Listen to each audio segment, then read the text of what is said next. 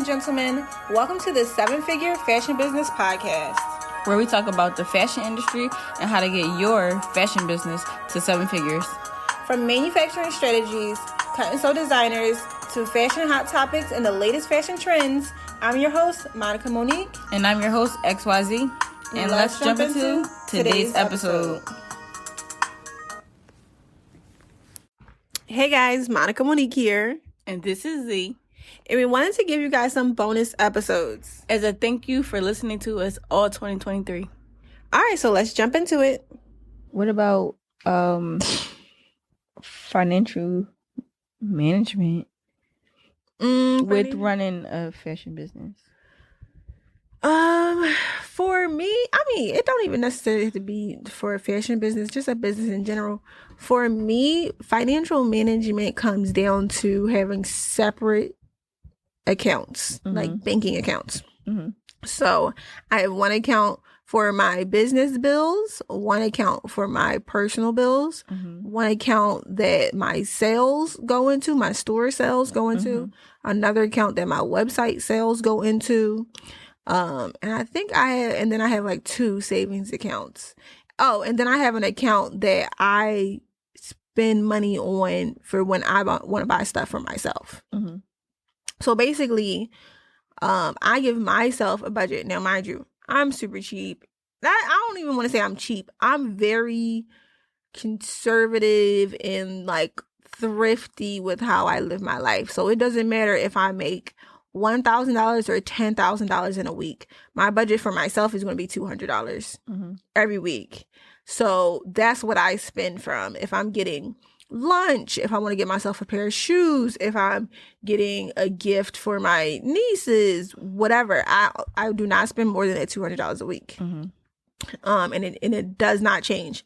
And then I feel like same thing with business. I think on the card that I spend money out of, I probably have that set to maybe $500 a week.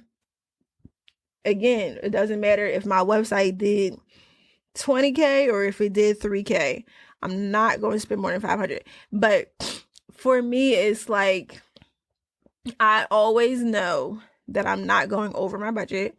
I always know that I'm not spending from the money that's going to my bills because that's in a separate account. If it's not in this account, then I can't spend from it. You know, like I'm never going to be like, oh, let me take money out of my account that pays my store rent to pay for this fabric. No, if it's not there, it's not there. So pay attention to that. Separate your accounts. Your money, the money that comes in from your sales should not be the same account that you spend from your store. I mean, for your business inventory, for your business bills, for your business, I don't know, company lunches or even cleaning supplies. Separate it so you have an allowance so that if you go above it or below it, then it's cut off. Your card is going to tell you no because you're doing too much. But that's how I've probably been for the last maybe 5-6 years. That's good. So I'm very like frugal. And then the more money I make, if I make 10K instead of 3K, what I was expecting to make this week or this month, then that extra 5K I'm going to put towards savings or towards my taxes saving account because you have to pay taxes at the end of the year too. So you always want to put aside money for that as well. Another podcast that I recommend is called Brown Ambition. It's 2 Black women who specialize in talking about finance and business and budgeting, and you can learn a lot from just playing in the background, random tips that they give. But yeah, for sure, separate accounts. You never want to pay your bills and your utilities and your fabrics or materials from the same account that your sales are going into. Or just especially don't get it mixed up with your personal and your business. Oh no.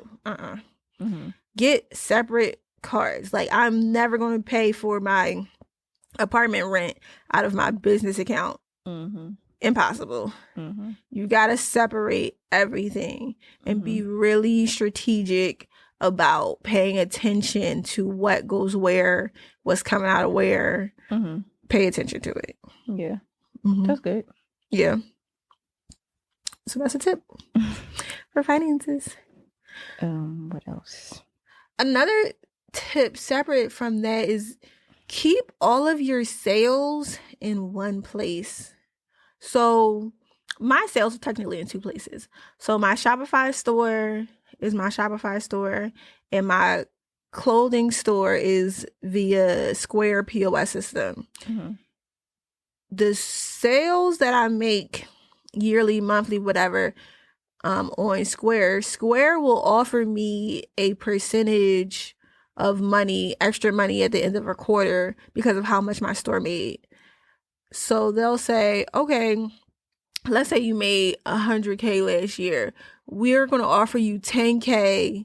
And then the way you pay it back is they're going to, instead of taking 2.5% of every credit card sale, they're going to take 10% of every credit card sale until that 10K is paid back. If you have your store sales mixed up between Cash App, Apple Pay, Zelle, Shopify, Square, it's going to look like you're not making as much money as you are making. Yeah. So you're not going to get those same type of offers. So keep all of your sales in the same platform.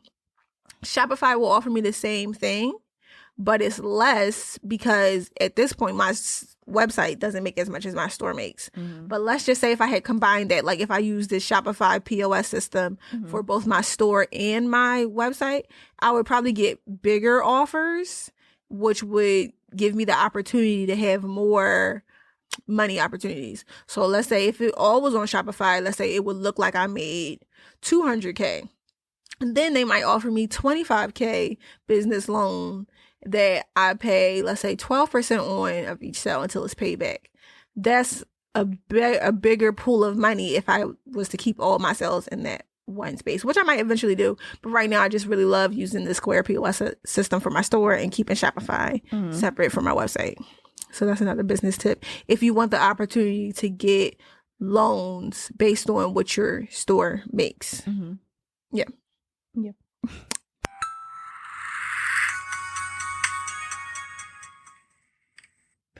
So it's time for us to pay some bills. One of the best ways to support is to subscribe. If you're listening to this episode, subscribe here. Yes. So you can get our episodes every time we post. Sometimes we post twice a week. Yes. But we always post every Wednesday. But sometimes we give y'all some bonus episodes. We're consistent in audio. So definitely subscribe wherever you listen to 7-Figure Fashion Business. We appreciate you guys so much and love Send hearing us some from you. comments. We need to know. Positive vibes only. Yes. Only. No weird stuff. No negativity. All right, you guys. Bye. Thank you. Bye.